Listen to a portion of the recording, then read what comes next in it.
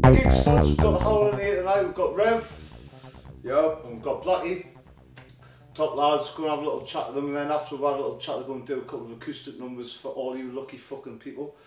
So I'll start off with an obvious question for you boys. Your background and how you ended up in the Howling. Who wants to start to kick off? I haven't got a mic. Is this thing on? Is this thing on? Being the only northerner, I moved down to London about 8 years ago now. Joined a band called Towers London. Blackie was in a band called Red Star Rebels at the time. We kind of knew each other from the scene. Always kind of playing the same gigs, same venues. When that all went tits up, moved on to sessioning with the Prodigy. Around that time, things were coming to an end with Blackie, and we were just going out and having a few beers and talking music and kind of really just feeding off each other's vibes, and decided that we were going to get something together. And yeah, I was a paperboy until I was about 26. Is that true? Because I read that. No, it's not true. It's not true. Yeah, 24. So we're busting myths here. You're only 24. I'll tell you the truth. I don't like telling GigSlutz the truth. It was 24. You're 24, yeah. Well, you've done a lot of soundtrack work yourself, didn't you? Yeah, I've done a lot of soundtracking, got heavily into the songwriting stuff, and me and Rev were hanging out quite a lot.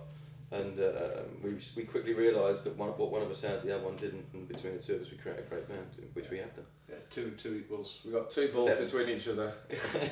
Yeah. Full cock. I've got one ball and he's got three, so I'll borrow one of his. So, like, between you, like, with all this sort of, because about that time, it was a bit of like a kick-off, and like people starting getting back into bands after like a bit of fucking Travis and Stereophonics, when people wanted to rather sit there and cut off rather than listen to music.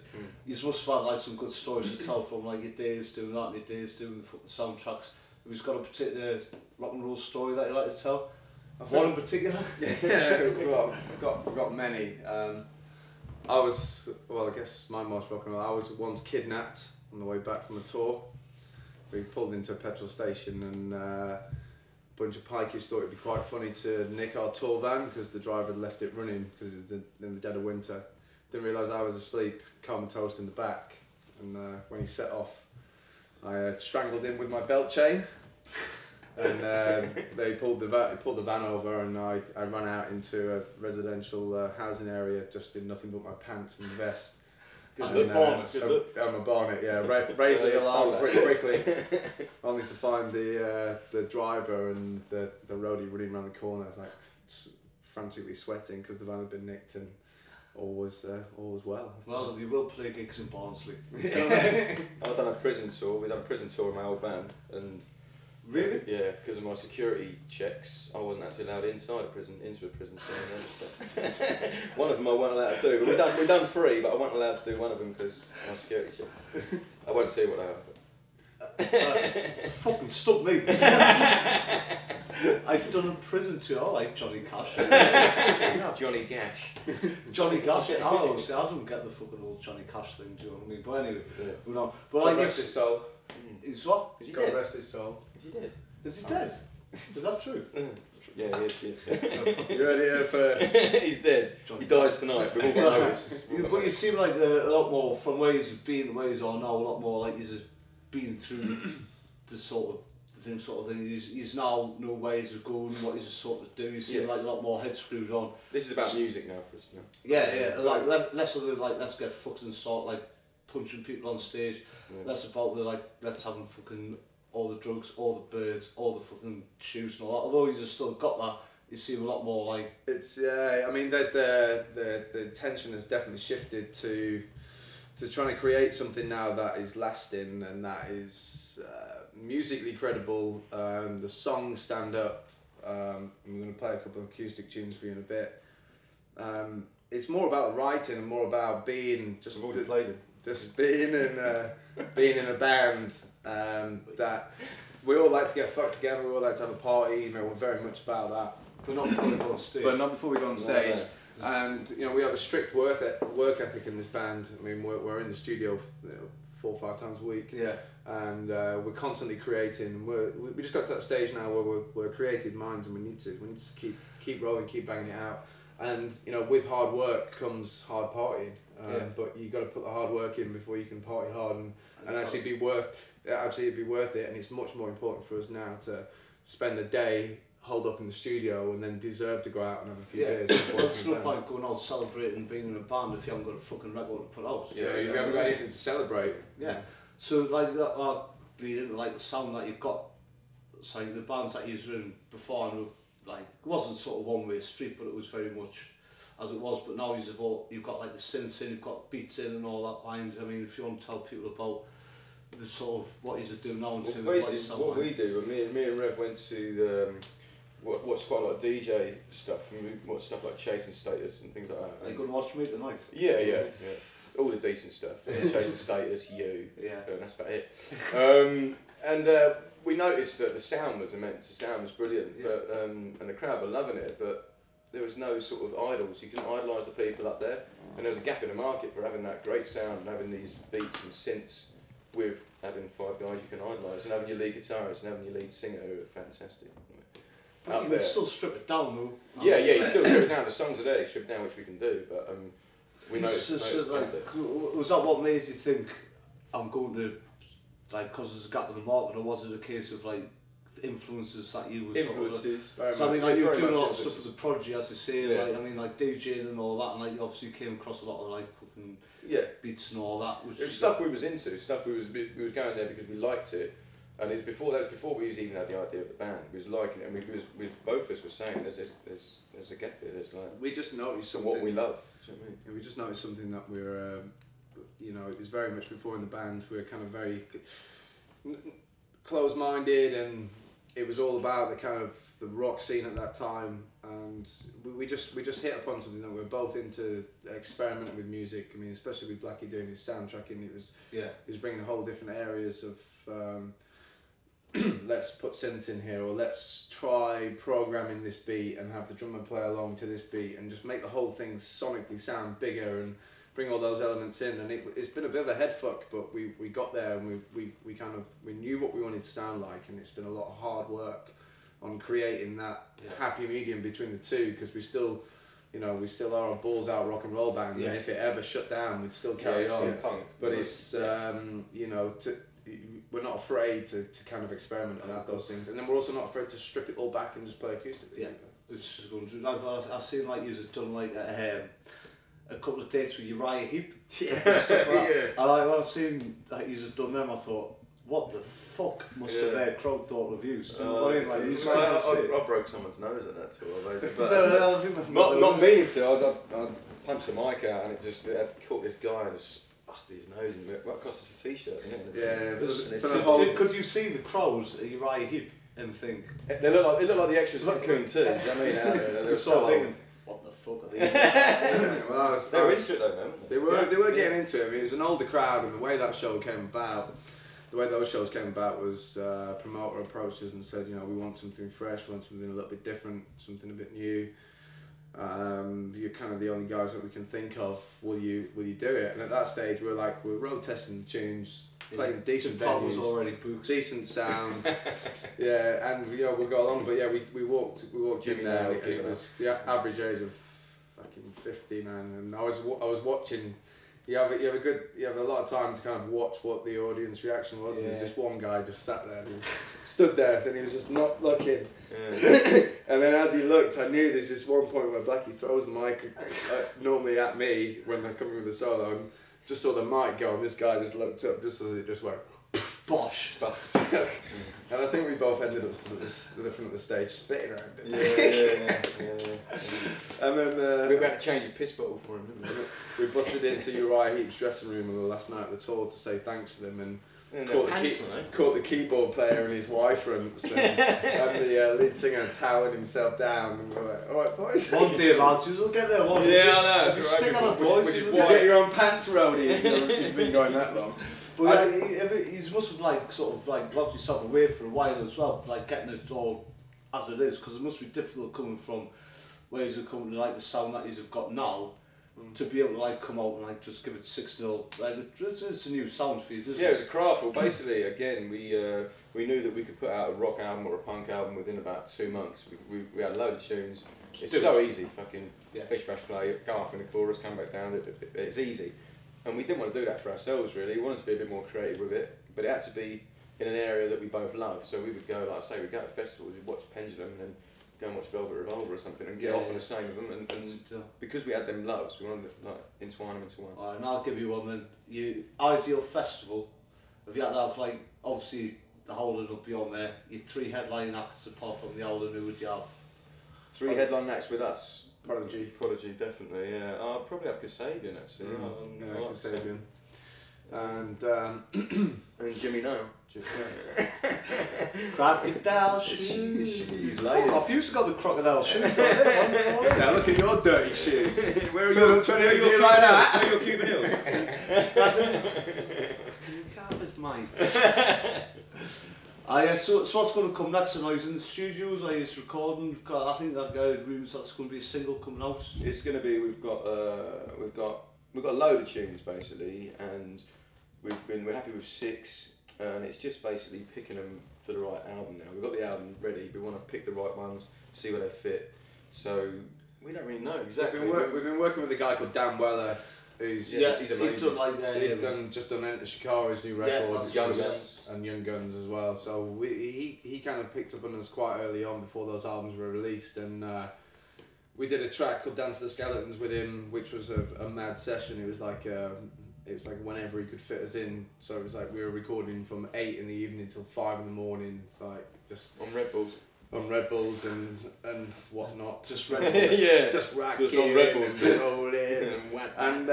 And yeah, we've been back in the studio. We just finished another 2 tracks with him. So we've got what we're saying is a 4-track EP, but we're not really concentrating at the minute on releases. It's just all about the shows. It's all about making the shows an event. We've since we launched, we've sold out every single one of our shows, and it's just about kind of keeping the momentum up and just being known for a band that really bring it live and have good solid songs, and then I think the rest is just gonna come naturally. Really. Yeah, I was going to say because when the sort of reviews that I've heard, it's all like still full on rock and roll. But on records, does it still sound like that, or does it come across a little bit different on records? No, it comes across pretty much how we want it. With Dan, I mean, like our live show is where it's the bit that we most enjoy, and it's very punky and in your face, and it's just us enjoying the songs that we've created. So that's probably my favourite bit. But the recordings itself, you get the punk, you get the rock, you get the sounds. We're pretty meticulous in the way we wanted to come across in the recordings, which is why we've spent so long in the studio working with the right people and really crafting the sound. But like anything, I think if you came down to see the live show without listening to the recorded tracks first, you kind of come away with a totally different picture. But I definitely think our recordings stand up to what we're representing ourselves as being. But then we like to mix it up, we go away and we do a DJ set of the stuff, and we do acoustic. A lot of people remixing their stuff as well. Anyone in particular? Rich Pack's one's good, isn't it? Rich Pack, Rich Pack. He's a good lad, and he's done Check a really it out. good remix. Retweet this Rich Pack. Yeah, he's a good lad. He did a remix of Lunatic. It's the In Context one as well. In Context, yeah. It's got like 40,000 views, isn't it, on YouTube? Just really? Yeah, we had one guy remix it, and then he went and DJ'd it that night at some big club in New York, and 40,000 hits. Like by the time we'd even rolled home at 6 in the morning from our night out. It was stuff. We like to. We're musicians at the end of the day, and we want to be known for being musicians, and whether it's DJing, whether it's acoustic, whether it's full band. We put the tunes up onto YouTube for about 2 weeks, and if you look on there now, if you put the like Champion or something in, there's loads of covers of people who just picked up and just started playing it, and that's really good for us because we haven't pushed it too much. Yeah, I remember like Model Pro had that, like one of their tunes, Aaron, he had it on like YouTube, and like there's somebody like some little kid in his bedroom on an acoustic guitar like playing it and all that. Yeah, it's about reaching music fans really. It happens on its own. It's I think we're of the view that if we just carry on doing what we're doing to the best we know we can do it, then everything else will look after itself. Yeah. We don't really kind of hold on to too much about getting signed and getting out there. It's as long as it's not about that for us. It's about like like hitting the people really, getting an army of people. Hitting people? Yeah, hitting people in the nose. Yeah, you want to come to Newcastle, you'll have a good mind on that. But it's always been about like, we knew people would be into it and getting it out to them and creating an army. So you've got like, what you got coming up next, gig on like in April, like here? April 14th we're playing Macbeth. It's a cherry cola night, and the promoters put us on basically, and that'll be another sellout. So yeah, yeah. You get tickets for it and all that. Well, you can get tickets through. There'll be a Facebook event page for it, so just look it up. Cherry Buy cola. some tickets, kids. Cherry cola with the Howling. Work. I'm Dot. thehowling.co.uk. .cotton. Oh, you've took one of my fucking questions to me, so I'm going to give you some quick fire ones. Oh, Have you ever shanked on cotton? I'm a Capricorn. There you know. Typical Aquarius, I can always see- lying. How do you know I'm Aquarius? What if it's always tells the truth? Right, Sid Vicious or Johnny Rotten? Sid. Cheesecake or chocolate cake? Cheesecake. Cheesecake, yeah. Deirdre Barlow or Doc Cotton? .com. To fuck? Yeah, .com. Deirdre's got a Dot hell of a com. window. Yeah, hasn't she? She'd let me smoke. She'd let me smoke afterwards. Yeah, she's got top sunglasses. Plus, I Yeah, know but she do you really know how many women her husband slept with? I don't know, we'll speak about this after. There'll be a new fucking disease. The Beatles or the Stones? Stones. He's so bothered about that, isn't he? Like, don't talk to him about the 60s. He goes mental. Have a look behind you there. Rev's allergic to the 60s. It says cool. Deaf or blind? Leopard. Mods or Who the rockers? fuck said that? Mods or rockers? Rockers. Rockers, man. Although you're a mod, aren't you? Scarface or Goodfellas? Scarface. Who sang Tiger Feet? Scarface. Who sang Tiger Feet? Fuck knows, I man. don't know. I was born in 1983. Oh, come on, you must know Tiger Feet, you know the tune? No, go on, do it for us. I really love that Tiger Feet. No, I It don't know, wasn't. actually. It was No. Mud. Was it? That's right. Well, we jumped in that was there, clear very as well. Well, the boys are going to sing a couple of songs anyway. Nice one, boys. Cheers, Blackie. Thank you, man. Nice one. Rev, man. nice one, kids. Get your guitars, sing a couple of songs. Will do. All the best, kids. There you go.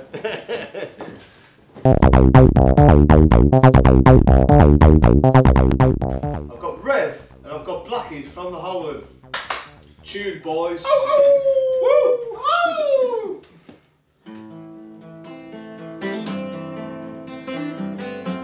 It's called Lunatic.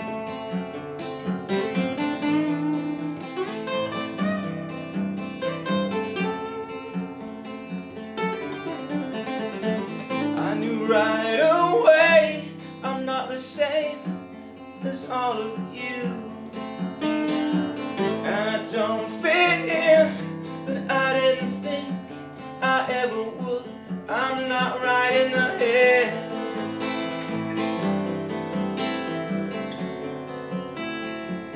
I'm not right in the head.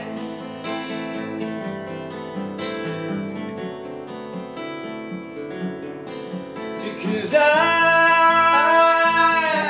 wanna be a lunatic, and my mind is already like it, and I kinda like it.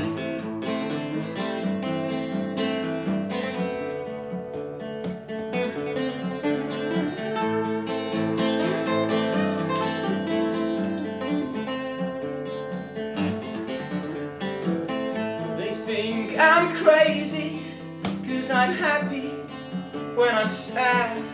And even when you turn it to blue, I'll turn it black. I'm not right in the head.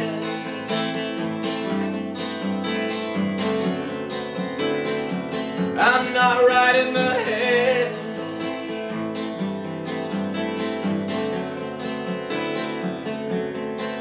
Because I wanna be a lunatic, and my mind is already like it, and I just can't help it.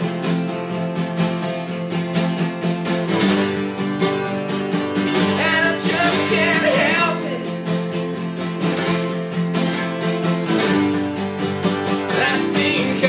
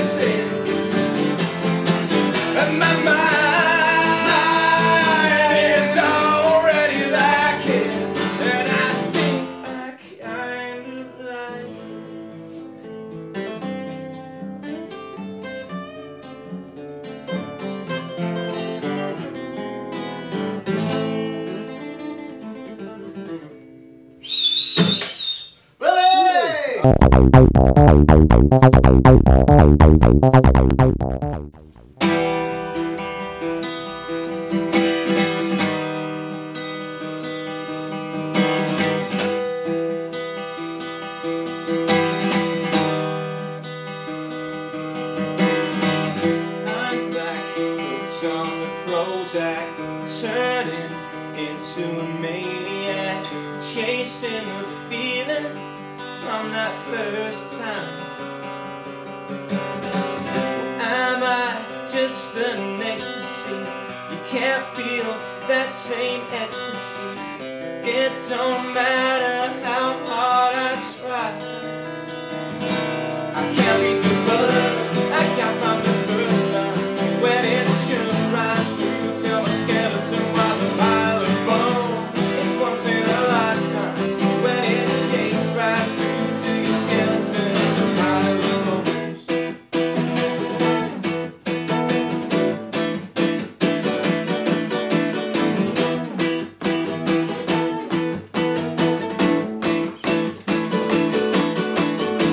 Shot down, dead like a victim. I can't get a kick out of anything. I'm chasing hit after hit after hit. Driving straight to insanity, smoking another thing away. But I only seem to get so high.